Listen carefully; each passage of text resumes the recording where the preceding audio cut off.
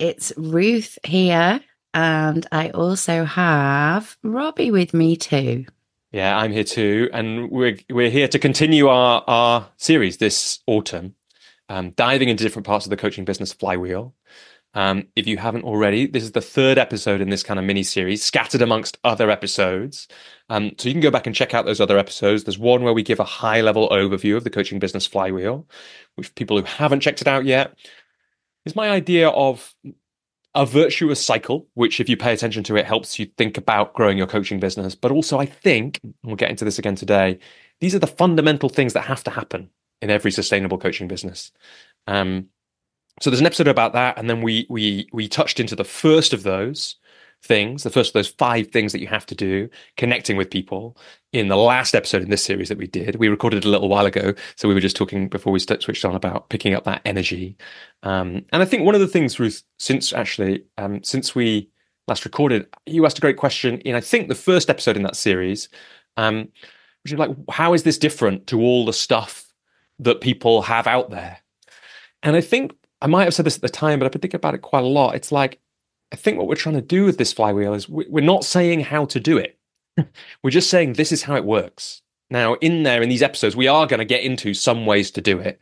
But I think that really feels important to me, that what we're really trying to do here is demystify how coaching businesses work as far as we can from what we know so far.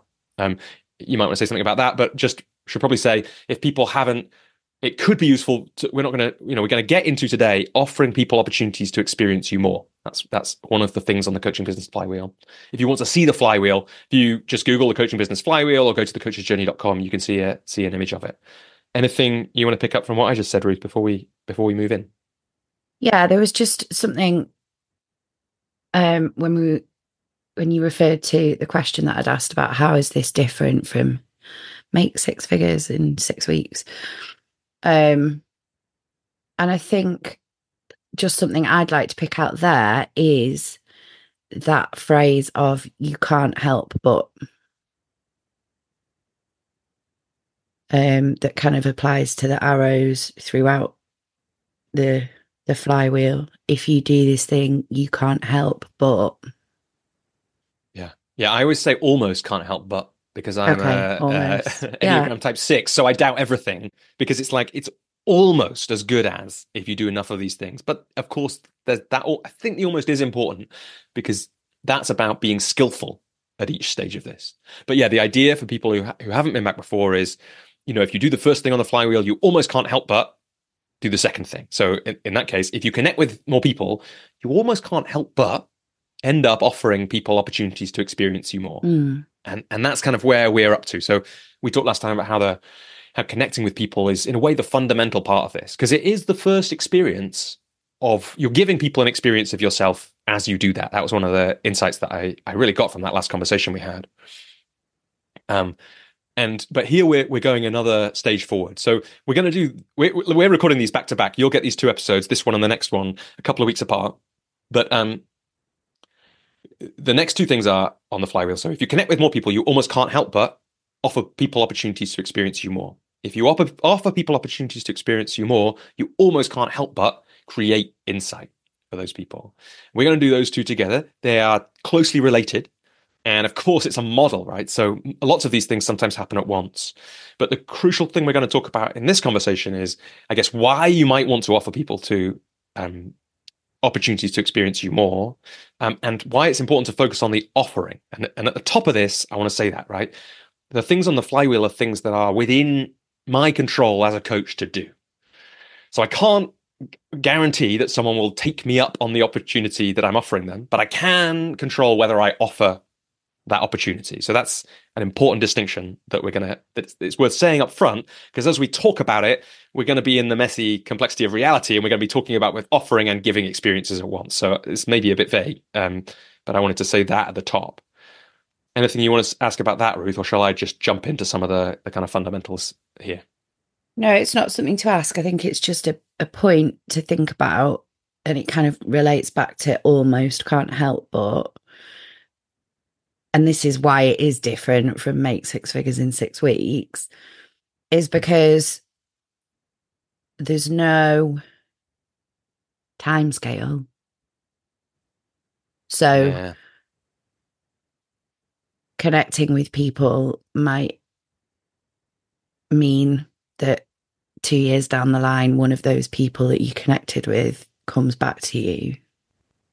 Yeah, which is both the good thing, i.e., like the engineering side of the flywheel is store up momentum that you can use later. Right. So like that's the good thing. In a way, that's the whole point, right? Every connection you make may work for you, repeating for the rest of your coaching career. And it's the bad thing, right? This is a complexity fit idea. That's my intention anyway. I.e., we can't control things. We can't make things happen in a world like this. You can't make someone buy coaching from you. And most coaches, to be honest, are way the other side of that, right? They're not even really sometimes we're not even really letting people buy stuff from us, but because we're so afraid of making people. So we can't force this to some extent. And yet, if we do enough of these things, we almost can't help but. And extraordinary levels of action sometimes lead to extraordinary results, although not always. Um, so look, the headline I wanted to put in here as I was reflecting on this is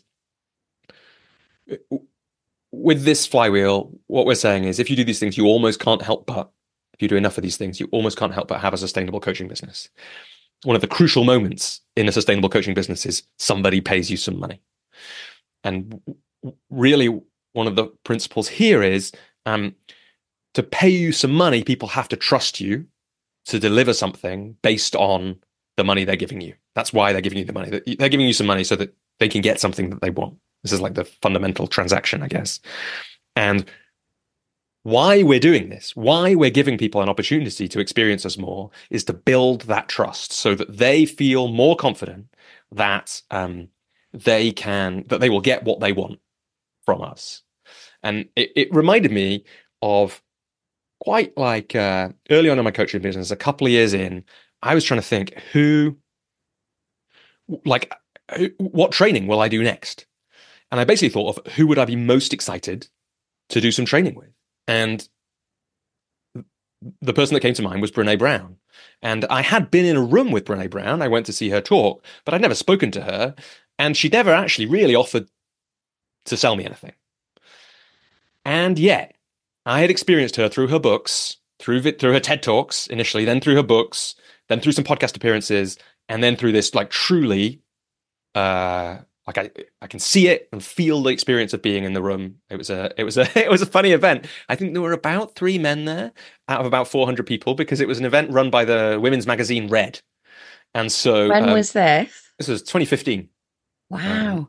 And I can remember it really clearly. And so I'd had these experiences. Brene Brown had been out in the world offering this. And so when I thought, who do I want to learn from?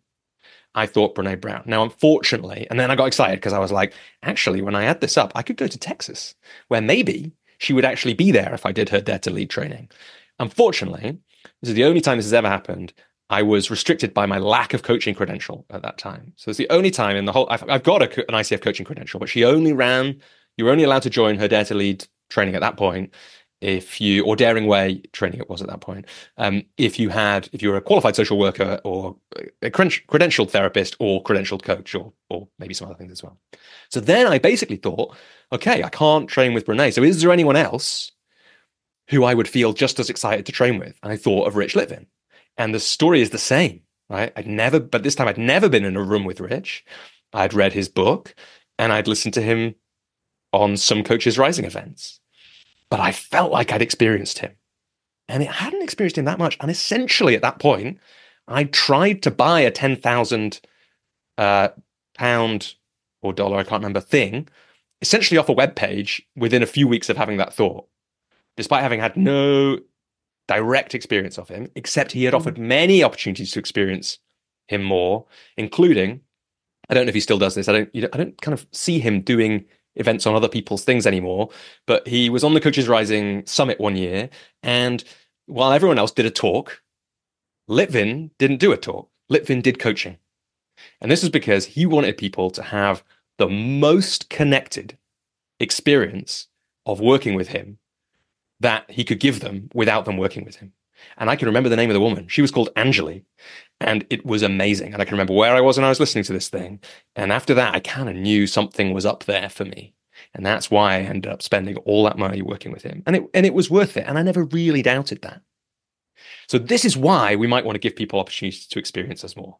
So both of those are doing there are a few ways we can do this. We can do experiences while we're there, and we can do experiences while we're not there. And the other key principle in there, which is something I kind of knew, but I really heard from Neil McKinnon, one of the other hosts of the podcast. He once said to me something like, I checked this language with him this morning, actually, and neither of us could remember exactly what he'd said the first time. The way he said it today was, we can think about this as offering the most pure, undiluted experience of working with us as possible. Because if we're trying to build the trust so that people will say, I want to buy coaching from you, the closest of an experience they have to that already, the more confident they will be of what they can get from it. So the metaphor I kind of messily use here sometimes is, if you want someone to buy a car, buy a particular car, you could, like, giving them a chance to drive a car gets them closer to buying the car you want them to buy. But if you really want them to buy that car, if you can let them drive the actual car you want to sell them, then if they want that car, they're much more likely to buy it. So we get this chance. Can we offer them the opportunities to experience us more, as close to, as pure and undiluted as an experience of us as we can? So there's some high level things. What should we slow down on, Ruth, or shall I kind of do the next bit, get into the practicalities? I think that's probably what's next, isn't it? You didn't just answer my question that you asked me then, did you, Robbie? Probably, yeah. It's like, it's great. You're doing great coaching here, Ruth. Just like let me ask my own next question. Yeah, there is something I want to slow down on there. Quite often when you and Neil start chatting, I get lost. Yeah, good to know for when me and Neil inevitably do another episode together. Yeah, but it might just be me that you lose, not, that might be my issue. So you were talking about the best way for people to work with us is for them to work directly with us as a coach. Yeah. So let's slow it down. That's my view, right? So I think there's two things that are going on here, right? We're trying to explain why people would want to make sure they're offering prospective clients and people generally opportunities to experience them more. And then there's, what do we think are the most effective ways of doing that?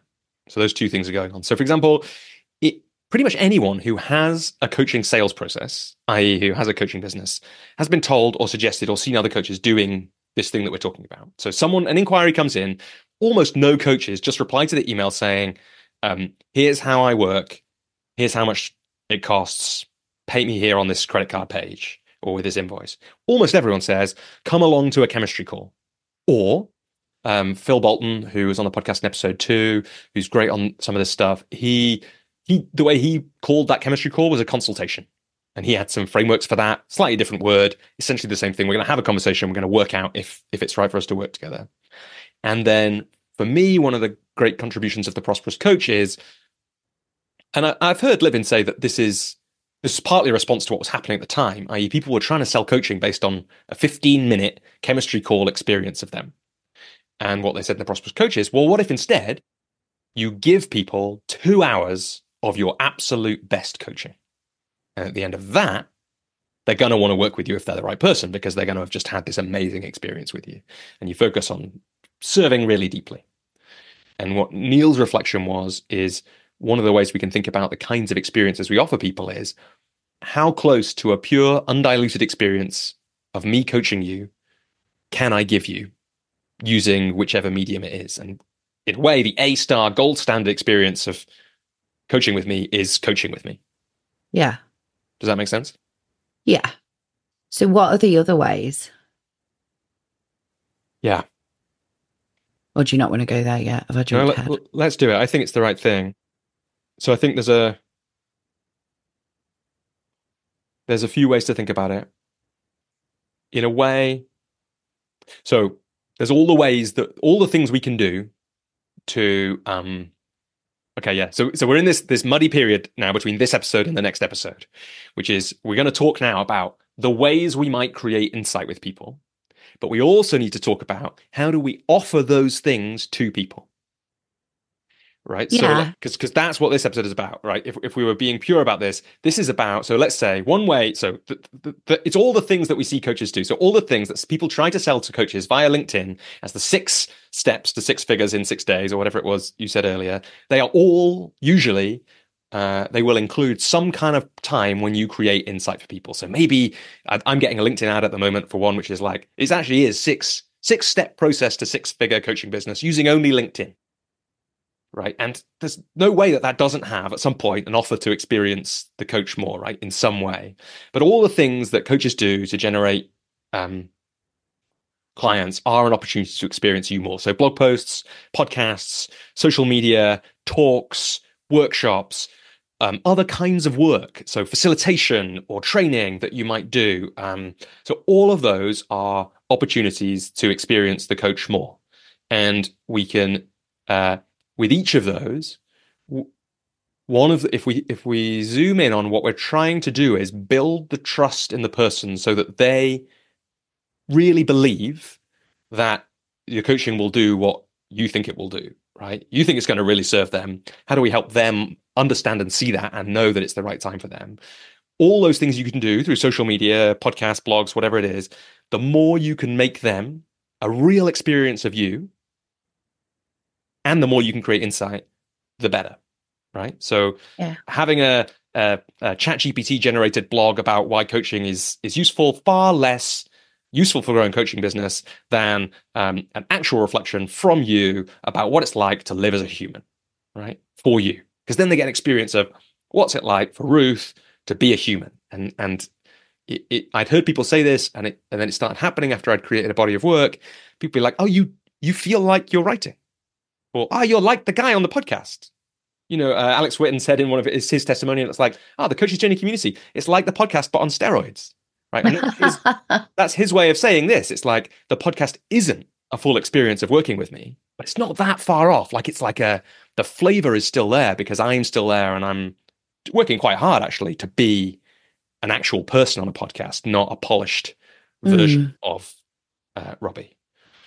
So those are all the things. And then the other question is, how do we actually offer people the chance to do this? Like, how do we get active once we've got the blog post or the event or the coaching session or the chemistry call? How do we start offering those opportunities for people to actually experience us more?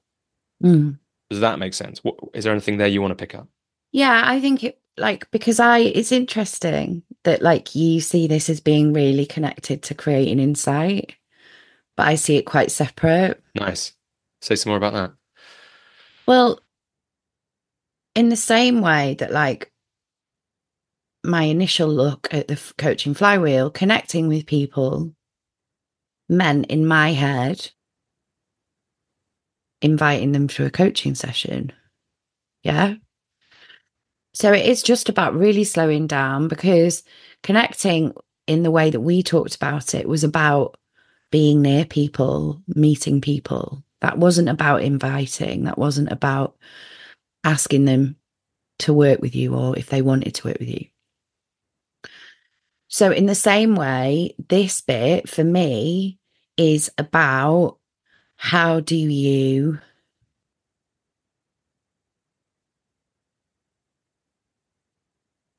create the chance for people to experience you? And that at the minute really is quite separate to creating insight.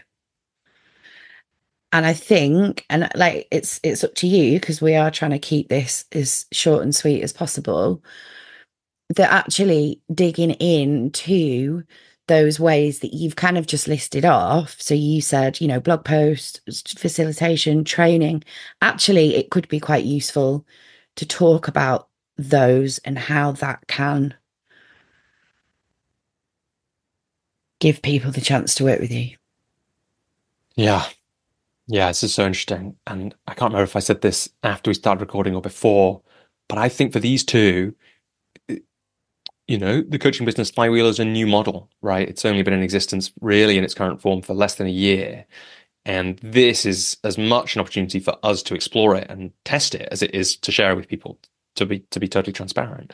And And in my head there, I'm wondering, is there another step that we're not talking about that isn't currently in the flywheel? Or am I being too specific here about the offer? And maybe you're right. Maybe it's like, Mm, actually, this is like provide opportunities for people to experience you more. And they can be about creating insight, but actually they can just be about experiencing you.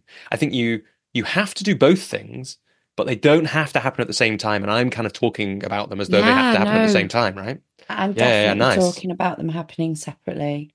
Yeah. Okay. So you perhaps writing a blog, putting it on LinkedIn, that then sends someone to your website, that then might mean that they listen to a podcast appearance, that might then mean they join your mailing list. Yeah, and the crucial thing in this, so the good thing about social media platforms is they once you post something on it, that is an offer to other people to experience it more. So it's kind of if you post your blog on LinkedIn, then automatically that is going to show it to some people. Now, it's not super in your control who it gets shown to, but that is you create the blog post, which hopefully is a reflection of you, make it as pure and what was Neil's word, undiluted an experience of you as you can. And I accidentally did that through the 12-minute method, right? If people want to read about that more or find out more, you can hit my website. Uh, but LinkedIn is then showing that to some people. So by posting it on LinkedIn, that would count here. Like if you do enough of that, you almost can't help but get to the creating insight stage, which we're getting to later. Similarly, to some extent, podcast platforms do that. But crucially, once you have a resource like that, once you have somewhere coming up is an opportunity to experience you more, a workshop you've decided to run. So Allegra Stein, on one of the episodes I did with her, she talked about, I can't remember what it was called. The cafe had a cool name, and it was like she ran this thing with a local cafe that she asked, can I just turn up and run a workshop here in this corner every fortnight? And it was called like, I can't remember. There was like an insight pun in there or something like that. And there's the opportunity for people to experience her more. But at some point, she's got to tell some people about that. And that's the bit that's within her control. That once we've set up these opportunities to experience you more, it could be a blog post, it could be a podcast appearance, it could be a mailing list that you're going to send out every 2 weeks. It could be the blog you've written on LinkedIn or on your website. It could be some kind of coaching experience. Once you've got those, then there's the act. Are you willing to put that in front of other people? And that's the thing you can track. Right. So like we talked previously about making this into games. So the thing you can track is the offers you make. And in this, when we get into this, we have to remember there's a great Steve Chandler story, which is like if you saw someone walking in the desert looking thirsty and you had some water, you wouldn't get lost in your head about like, should I give them the water? Or maybe they don't want water from someone like me, or like, I'm just not sure I'm qualified to give this person water. Of course, Or they're going to think I'm weird if I offer them it's a water. bit forward. It's not very British to just offer water, right? If someone's thirsty, offer them the water, right? Crucial principle here is, you're just offering someone a gift. So once you've got the opportunity to experience you more, you're offering someone a gift. Some people might not want the gift. In fact, definitely some people won't want it.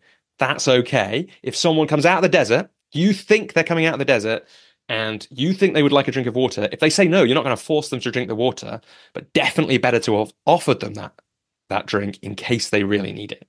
Right? So that's the kind of principle we're at here. Once you've got the blog post that you are willing to pin yourself to, then there's the time to just sit down and think, who might be interested in this that I could send to? Who can I tag in on this? Or, and this is in the, so people who haven't got it can go to the Coach's Journey website and get the free ebook, Introduction to the Coaching Business Flywheel. One of the things I say in there is the place that we talked about this a bit last time as well. The place that I advise new coaches to start is often here, and often with an invitation practice. And that's because one of my early coaches, Joel, set me a challenge once. He just said it from nowhere. I don't know where he got the idea, really. I should ask him. Well, Robbie, I think you should do an invitations challenge this month. It might have been a Litvin thing, it might be something else. And we settled on send out 30 invitations to coaching sessions. And that is 30 opportunities to experience you more. And this is in May 2016. And So that's just an invitation to a one-to-one coaching session with you. yeah, that was the move I made. And now when I think about it, the reason I advise people of that is A, everybody's already got a network. And so, you may think it's not relevant, but you're wrong. Almost certainly, we're underselling our networks the whole time.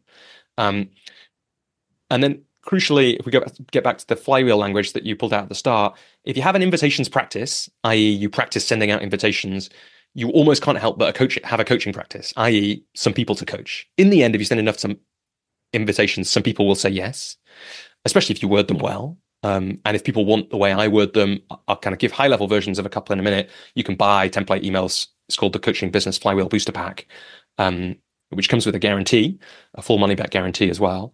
Yeah, if you send enough invitations, you almost can't help but have a coaching practice. And if you have a coaching practice, i.e., you coach enough people, you almost can't help but have a coaching business. And this also really moved for me. So those invitations, let me do the high level version of it. And why this bit matters so much to me is that coaching, this particular bit of the flywheel really matters to me because I think too many coaches quit coaching because the business of coaching is too hard. And I think the reason the business of coaching feels too hard is because people get hopeless essentially because they feel like it's out of their control. They feel like they don't have any agency. And when I was really feeling like that, I was on a Coaches Rising call with a woman called Carolyn Freya Jones, and she flipped my question, which was a kind of scarcity-based question, into a possibility-based action, which was a cool invitation, which is like, think of somebody who you'd be excited to coach. Everyone can do this now while you're listening. Who comes to mind that you'd just be someone you know who you would just be really excited to just get the chance to coach? Write to them, say, I got this advice from a podcast to think of the person I'd be most excited to coach. I thought of you. Here's why. Would you like a coaching session? I'm not going to try and make you be a client. So don't worry about that. We're just going to get to do some work together. Oh, and by the way, if you want to say no to this, I totally understand as well. Your time is precious. What was your scarcity-based question to her? Yeah, I was working in a big office building with lots of small companies in it. And I got them to send out an email to everybody there saying, I've just started my coaching business. I'm looking for some of my first clients or practice clients as a nominal fee. And then I ended up with a bunch of sales conversations from it, and they weren't going that well. And I was like, I'd had a couple of them, I think, and I was like, what can I do better in these conversations? She was just like, that's the wrong question. The right question is, like, how can you just have an endless way to get into great conversations with people? The other thing that I loved about it, as soon as I started doing it, is it meant that everybody who was an inquiry for me or a possible lead, if you want that language, I got to do some coaching with. Instead, before I had all these like almost coaching conversations with people when I was doing a consultation, but like I didn't actually get to coach them. And instead, once I was doing that, so now whenever I get an inquiry, pretty much, I mean, I do some filtering, but whenever I get an inquiry, I coach that person. And for most of the first 5 years, especially, like that was just vital and valuable because suddenly I've coached, 50 more people than I would have coached otherwise over a couple of years because I got to actually coach them, which is good for business because it's the pure, unfiltered experience of me, but also is just good for my experience. And we get in the coaching business flywheel, if people have got it up, there's a line it's actually from help people create insight. Because usually if you coach somebody, the crucial thing you're going to do in that session is help them create insight over and across to connect with people. Because there's some chance, if you do a really cool chemistry call with people, there's a chance that people refer people to you and connect people to you after that. But if you coach them for a session, then they really know how to do that. And that actually was the other invitation. Again, you can get the template for this in the Coaching Business Flywheel Booster Pack. But the other invitation that Carolyn Freya Jones basically dictated in that call I was on was just think of people you know who probably won't become a client because you know them well or something, but who have a great network, and invite them into a coaching conversation and be really explicit, not because you'll become a client, but because you're the kind of person that might refer people to me. And what better way to refer people to me and the right people than having experienced coaching with me? Yeah. And that's another move you can make. And there are loads of others. Like, again, we talked a bit about this last time, but you'll have seen me do this in the Coaches Journey community a bunch of times. Finding the cool way to offer people an experience with you is a really fun thing to do. Finding the cool, authentic way. I remember once here we go. When I used to run a group coaching program for coaches, which morphed into the Coaches Journey community. how I used to enroll that was by doing this. I would set up 3 or 4 dates which people could sign up for free. And then I would email all the coaches I knew saying, I'm running this group program. I'm doing these 4 dates where you can come and have an experience of what coaching with me is actually like. And come along. And a guy came along, and he was kind of in the process of leaving his company, and he wanted to talk to more people about coaching, but he didn't know who he could trust. And we created this really cool invitation, which was like, think of the people that you know you can trust, and then email them and say, look, I'm about to move into this huge moment of my career where I'm leaving this industry I've been in since I was 21. I'm really nervous about who I can trust about this transition yet, because I'm not ready to give him my notice. But I thought about who I can really trust and count on, and I thought of you. And so what I'm doing now is those people I can really trust, I want to give them an experience of coaching with me so that they can help me in the next phase of my business. And it was super cool because he went off and did that like 20 times before the start of the program, and he'd probably, paid for his that insight had probably paid for him, made the fee worthwhile. And we did all that before we got there. So we're a little bit in creating insight there. The other ways that I do it, for example, for the Coach's Journey community, there's 4 calls a year, which you can come to for paying £20, which is the diamond membership level. There's one in November that's coming up if people are interested. And before that, if there's coaches that I've connected with who have emailed me and asked me questions in the last few months, I'll email all of them, or the ones that I think might be great fits for the community, ahead of that, and say, just thinking of you because I've got this call coming up. You can join for £20. Do you want to come? And again, if I do that enough, I almost can't help but have more people on those calls. If I have more people on the calls, I almost can't help but help them create insight. Okay, so I just want to backtrack a little bit because obviously, and we talked about it a bit with your Steve Chandler quote about if someone was thirsty, you'd offer them water. But we do get stuck in our heads over who to invite, how to invite. So I just think it could be helpful to dive into that a little bit. Yeah. I mean, in some ways, that's why, the reason that the Coaching Business Flywheel Booster Pack exists is because I used to give an early draft version away to members of the group coaching programs I did. And somebody said, this thing is worth the fee. I think the fee was like 1,700 quid at that point in and of itself. And that's because, one of the questions I always love to ask myself when I'm stuck in my head about my business is, what would a really successful coach do now? And the answer is always like, stress less, first of all, be less paranoid. Remember rule number 6 from The Art of Possibility, which is don't take yourself so goddamn seriously, and take action, right? Always the answer is that. But one of the cool things I realized I can do is, I'm successful by some measures in that sorry, Robbie, I think it's so important to pull both those things out. Yeah. Don't take yourself so goddamn seriously and take action. Is that what you said? Yeah, basically. Like usually that's the pattern, right? But in there, and look, the booster package in some ways is you can be really sure that you're doing what a somewhat successful coach would do. I mean, I make a lot less money than some people do, but I make my living from coaching. You can do exactly what I would do because there's a flowchart and email templates and all kinds of things in there. But also what came to mind answering when you asked that question is we had on the last Coach's Journey community call, we were talking a little bit about this part of the flywheel. And somebody says, so this is what you actually did. You just reached out to people. You just got comfortable reaching out to people. And I said, no, I never got comfortable doing it. I am still not comfortable doing it. Right. So I got a list. I'm in client creation mode in my business at the moment. I think I said on one of the previous episodes that we did as part of this, it's been a rough year this year in terms of my one-to-one work.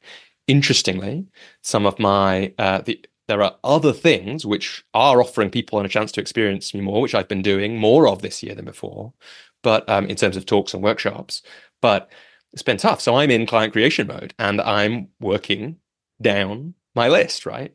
But I'm not working down my list, right? I'm working down my list if it was sorted by the amount of discomfort from least to greatest that I feel in making this offer. And the beautiful thing about that is that courage comes first, confidence comes after. So we have to do these things. And then once we do them, we get a little bit more confident. Yeah, it gets less difficult. But I have like my invitations in a spreadsheet. And there's ones that I just keep moving to the bottom. Yeah. So no doubt they're the ones that I should just move to the top and invite.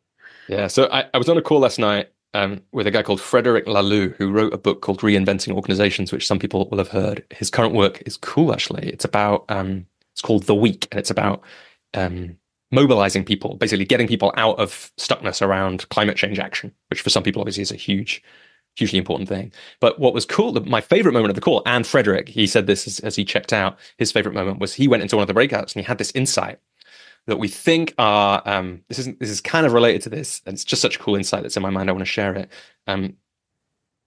We often think our sphere of influence is small, but usually it's only small if we say our sphere of influence that we are comfortable using, right? Yeah. That is small. But everybody knows somebody, and I can see this on, I'm one of my wife's friends, his name is flashing in my mind right now. It's like, really influential woman, like just so ripe, right? To be that if I could enroll her, then the possibilities for my business are really huge. But it's high risk and scary. And I don't blame myself that she's down my list, because it's like my actual life is affected by that. I will actually see her. Like the stakes are high. And of course, I'm pretty sure, unless I'm not sure I can come up with enough people for the target I've set myself for this autumn to not message her at some point. But it's like, it's not easy, and we don't get comfortable. And in the end, that idea, courage comes first, confidence comes after, that is like a huge part of this. So just to clarify, you've set yourself a target for how many people you're going to invite? Yeah, well, look, so I have this fun thing. It's fun and really annoying. Once you start putting stuff out into the world, you actually know what you think people should do in certain situations. So I have the 12-minute method. If I find myself procrastinating on something for a long time, getting super overwhelmed by the size of a project, in the end, I'm going to look at it and go, oh no, I know what I have to do here. I have to take a small amount of action on a regular basis over a long period and commit to that. And in the end, something magical will happen. And if I'm looking at my coaching business thinking, well, I could do with a few more clients this autumn, and I have an ebook which, or like this digital product, the Business Flywheel Booster Pack, which says send 40 of these. Well, it says, yeah, send 40 of these invitations, and I will give you your money back if you don't a year later think that was worth doing. Like, if I don't send 40 invitations when I want my business to grow, who am I? So that's my target for this autumn. Yeah. Okay. I want about 12. Because of who I am, because I've played these kind of games a lot, like, as soon as I get into action, my energy shifts around the whole thing. So again, I'm out of victim, I'm out of scarcity, and I'm into, okay, I'm going to create something now. And I don't know how it's going to go. But actually, I already got a good one. So it made me get creative. And I'm not quite just doing the templates from the thing. One of the things I'm doing, I realized these days, I actually know quite a lot of people who are in organizations which will have a bank of coaches that are made available to their staff. Now, I've been on banks of coaches before where I got no work, but better to be on it than not, right? And so I sent one to this guy who I did some work with his team last year. He sent this fantastic email, which in a way made the challenge worth it, which was to the organizational development lead at this organization. Done loads of work with Robbie before, but he's not like on our list. And to be honest, he's better than a lot of the people who are on the list. And that's like, I can tell you that story now. I can feel happy. I can feel like I can look at that, because this is a very smart man. He wouldn't say that unless he had to. He wouldn't say that, if he didn't want to. True. Exactly. And so that's worth it. And so we don't know how these kinds of challenges pay back. But like Katie Harvey said, I think this is in an interview on the show. She might have said it to me once before. It's how do you get clients? No, this wasn't on the show. She once said to me that somebody asked her, Katie, how do you get clients? And she said, it feels a bit like magic. And the guy said, it was an experienced coach who was like, they were talking about working together. He was like, good. In that case, let's work together, because that's the only way it ever feels like it works. But what Katie also says is they also seem to show up when she does stuff, even if it's nothing to do with why they show up. And so that might be a bit woo for some people, but I think it gets to the crucial thing, which is, are we finding the ways to be doing things? And one of the things we can do is sit down every day and think, what are the experiences of me that I can offer to people and who can I offer something to today? And there's those ideas that I've given about the invitations. If you've written something, if you've done a talk somewhere, if there's a video of you, in your case, there's a cool online course that's there, like, who can you offer that to today? And then we just get to do something. And at the end of the day, like one of the things we said in a previous episode was the cool thing about the 5 things on the coaching business flywheel is they're all things that in and of themselves, most people would like to be doing more of. So it is a good day when we've said to somebody, here's a cool thing I did. Would you like, maybe, I think it might be useful for you. Would you like to take a look? Like, everybody won't be grateful for that, but some people that you send it to will. Yeah, absolutely. And we've talked about it with the coach, with the podcast host team, about like action, begetting action. Is that the right word? Begetting? I think it is. It's a cool word, isn't it? I mean, it sounds let's like just kind say of that anyway. Shakespearean almost, doesn't it? Yeah. You know, that just taking some action might inspire you to take other action elsewhere as well. And like you say, it gets you out of victim mode. I like having it on a spreadsheet because then I can like highlight it in a nice color. Yeah. You know. We might talk about the 90-day money game when we do not the next episode, but the one after. But that's a Litvin game. And he always says, like, have a thing you can draw, like draw your challenge and color it in, make it. Yeah. We used to say this anyway. I haven't spoken to Litvin for a while, but, used to say all that all the time. And having the spreadsheet, you can tick things off. That's like it's a core productivity lesson. We have to.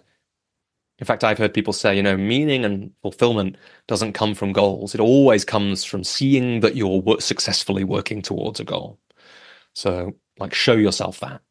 Because it can be pretty demoralizing as well, right? This is like it's like, everyone's got a memory from when they're, well, I've got a memory from when I'm 15, 14, asking people out. Just get, if you're Robbie, age 13 to 17, you get almost exclusively no's.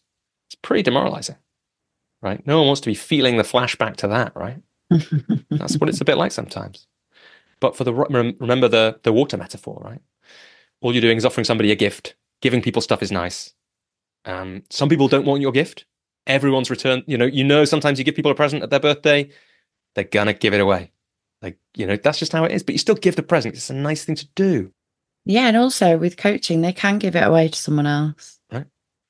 Like quite a few times I've invited people, they've said, well, not me, but can I pass this on? Yeah, absolutely you can. I mean, you could even make that explicit if it's not for you right now. Yeah, I think I have done in some of my invites. Yeah. Yeah, I did it. I wanted to put some energy into my bit. I thought when had done the business for 5 years, I stole this idea from Katie Harvey as well. Yeah, she's in episode 1 and a couple of others if people want to check her out. When my business turned 5, I thought, what do I actually want to do? I was like, I'd love to coach a load of people. So I gave everyone who'd been a client a gift voucher, or a coaching session that they could give to anybody. Oh, nice. I probably did I didn't do that many, but I probably did like 5. And you never know, one could come in at any minute because it was an offer to experience me more. Yeah, it's all planting seeds, isn't it? Which goes back to what I talked about at the start, that we don't really have that they're seeds that you're sowing. You don't know when they're going to come back.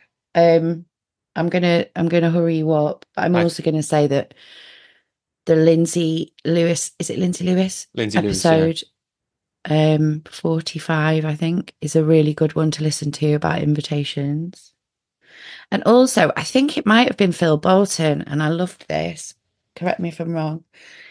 When you send out, I guess it's the second step. It's when people have replied to your invitation saying yes, to just give them a date and a time, or just give them 2 dates and 2 times. Yeah, that bit is cool. Yeah, Lindsay Lewis says some great stuff about this. And she also says, which is crucial, that at this stage in particular, when you really have some embodied confidence in this stage, then the whole of your coaching business feels different. That's one of the bits I love with Lindsay. She says, I basically give her a little bit of a push on how can you afford to be doing this massive creative project that you're doing and not putting energy into your coaching business. Brackets, unspoken, but she heard this. Brackets, like, is your husband paying you? Like, is he supporting you? What's going on? She said, no, I don't have that kind of safety net. The safety net I have is I believe I can create clients in my business. I can believe that more coaching can happen. Phil, yeah, Phil, we have this great exchange in the episode with Phil and Inga Umblia. We'll dig that one out as well and put it in the show notes. Um, where they were working on a business venture about abundance at the time, which we're talking about. But in that episode, I take the opportunity because they first met when Inga was Phil's client. So we dig into that process and what it was like from both sides. It's a really cool exchange. And one of the things Phil did, which is such a good idea, is to limit. There's two things that this does. So yeah, he just sent Inga. She said he offered her an opportunity to experience him more via a mailing list. So he put this out to I think the Escape the City mailing list back in the day. And it said, Phil Bolton's our resident career coach. Contact him here. And she contacted him, and his reply was something like, sounds great, Inga. How about Le Pain Quotidien, Waterloo, Tuesday, 8 a.m. Really easy for her to say yes to that. And there's leadership in it, very tight. So it's we can get lost in all the diary stuff, and it's pretty demoralizing. And yeah, like toing and froing, and when are you free and when am I free, and oh no, I can't do that. Yeah, I tend to just send a couple of dates and times. Yeah, and what I noticed is in my exchanges about things like that, the more I acted as though I wasn't free all the time, even though I was early on, the less I got stood up and the less people messed around. So it was like counterintuitively, I think that I should get more of these conversations in if I say, I can meet you whenever you're free. But what actually happens is that doesn't work. And what works much better is, at the very least, what I mostly do is, here's 2 or 3 in the next week. If these don't work, let me know. And I sometimes use Calendly and stuff like that these days. You can shortcut some of that if it works for you with those. And you can make your Calendly look busier than you are. Oh, apparently, not that I do that. Yeah. Well, I mean, there's a cool let's finish with this for this episode, because we could go on for ages. There's a cool bit in episode is it 3 or 4 with Mina Arias? We'll put a link to that as well. Where Mina got this great advice, and I think this might be a Steve Chandler piece of advice, because I've heard other people talk about this. So there's someone whose idea this is, that it is never the person that is I hear about talking about it. So Mina talks about this coach who really helped him, and what he said is the way you get over your imposter syndrome is you create coaching slots in your diary. So you might say, I have each week 6 coaching slots. For me, it'd be like, if I had 6, it would be every Tuesday, Wednesday, and Thursday morning, and every Tuesday, Wednesday, and Thursday afternoon, I have 1 each. And then you can reach out to people with complete integrity and say, I have an open coaching spot on my calendar next week. I love coaching. I thought about who I'd love to have in that spot, and I thought of you. Would you like it? And that's cool. And then people can say yes or no, and that's great. And then if you don't, and gradually over time as you do that, you'll feel less weird doing it. So I like that as a kind of practical tip that basically anyone can do starting tomorrow. I got an idea. You can steal this if you want. Anybody who's out there. LinkedIn always tells me when people start new jobs. I was like, a cool research project would be, what happens if you coach a bunch of people who start new jobs as they start their new jobs for 1 session, and then you speak to them in 3 months and ask them what difference they think it made. I had an idea. Maybe I'll do this. Set aside every Thursday morning or whatever to do that. And every time somebody comes up on LinkedIn and starting a new job, send them that invitation. And that's interesting. That's got to create some work, hasn't it? I haven't done it yet though. Yeah. Okay. So I think there's been enough practical stuff in this. I think we've done some good signposting to some other good episodes to pick up, haven't we? Is there anything else we want to do before we finish? The last thing, I think, is trying not to attach too much meaning to the outcome. Yeah. Yeah. Easier said than done, but life is easier if we don't do that. Yeah, absolutely. And really, again, we talked about it a bit last time. This is kind of, in my distinctions, this is soul work versus goal work. So we know we're doing this because we want more coaching business on some level, but then you have to basically put that to the back of your mind and make the offers just as good offers for you and the world as you can. Like, what's just the thing that you would really like to do? Coach somebody who you know will never be able to pay you, if that's what the thing that you most want to be able to do, or send something to a celebrity if that's what the thing that you feel just like most is the best thing to do right now for you. And I have seen in other parts of my life, for example, I was just talking to my dad, he's here at the moment, about a thing we did for his 70th birthday a few years ago. And Like, I wouldn't have been able to do that thing. It was about getting some friends to record music he'd made a long time ago. I wouldn't have been able to do that thing if I hadn't spent the previous 5, 6, 7 years offering people opportunities to experience me more, making these requests and making these offers to people, instead of thinking, oh, this is going to be a real, like, imposition on my friend Fergus's time, being like, well, what if this is just a great opportunity for him to at least help me out, someone he cares about, or more? And it turned out like multiple people from that who, a previous me would have really worried about imposing on, were like, this was so nice. I got this like creative project. I never do anything creative like this anymore. Yeah. Thanks for asking me. So that's what's available. People might say, this is a fantastic thing. Thank you. Yeah, and thank you. Offering it. And they might say something really nice about you as a coach, like you experienced, and then your ego gets a little boost as well. And we need that stuff because otherwise we don't keep going. Oh, we do. We definitely do. So we're going to ring off for now, but we'll be back soon. A couple of weeks, the next episode will come out. And if you've got questions about the last couple, there's still time to get in touch with us before we record about those last couple of stages on the flywheel, which is telling people how you work and how much it costs, and then working with clients. But we hope we'll see you back on the Coach's Journey podcast sometime soon. Okay. Thanks, Robbie. Bye.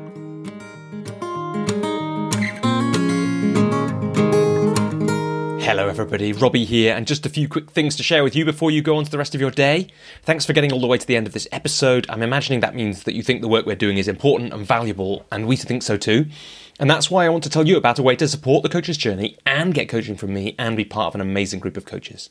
That is, join the Coach's Journey community. That's my flexible, affordable group coaching program for coaches. You pay between $20 and £100 a month and get access to a certain number of group coaching calls a year, plus some one-to-one time with me if you're a full member, and various other benefits. And of course, you get the chance to be connected to other amazing coaches on their journeys too. Now's a great time to join because the November call is open to all members, so you can sign up for £20, become a member, and come to the call. And if it's not for you, cancel your membership straight away. That's what makes it affordable and flexible. You find out loads more about this at thecoachesjourney.com/community. If that's not right for you, you can also become a supporter of the podcast. You give some financial support to us, and you can find out more about that in the show notes wherever you're listening, or on our Patreon page, patreon.com/thecoachesjourney. And if neither of those is right for you, please just click subscribe or follow wherever you're listening. Leave a review if you can, and that all makes a difference to us being able to continue to keep the show free and keep going, because we feel like we're building something. Thanks so much to everyone who's supported the Coach's Journey over the years, but in particular, thank you to Alex Whitten, Alison Malone, David Norris, Jessica Jem, Joey Owen, Linda Ransom, Lucy Braun, Alan Bedding, and Emma Michelle for your ongoing support. Thank you too for listening, and we hope to have you back with us on the Coach's Journey podcast sometime soon.